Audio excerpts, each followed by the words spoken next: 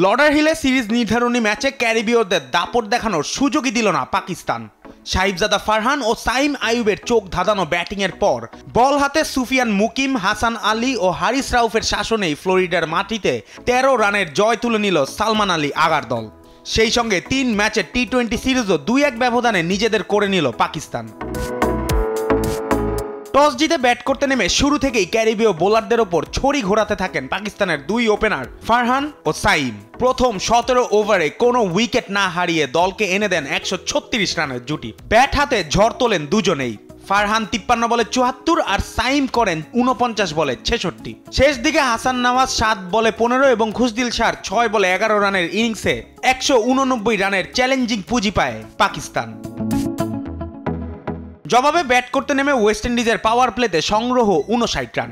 আথানাজে ও রাদারফোর্ডের 50 জয়ের স্বপ্ন দেখালেও মাঝের ওভারগুলোতে পাকিস্তানের বোলাররা এতটাই আঁটোসাঁটো বোলিং করেন যে ম্যাচ হাতছাড়া হয়ে যায় স্বাগতিকদের। বিশেষ করে পাকিস্তানের তরুণ বাহাতি স্পিনার সুফিয়ান মুকিম ছিলেন ক্যারিবীয় ব্যাটারদের কাছে এক দুর্ভেদ্য রহস্য।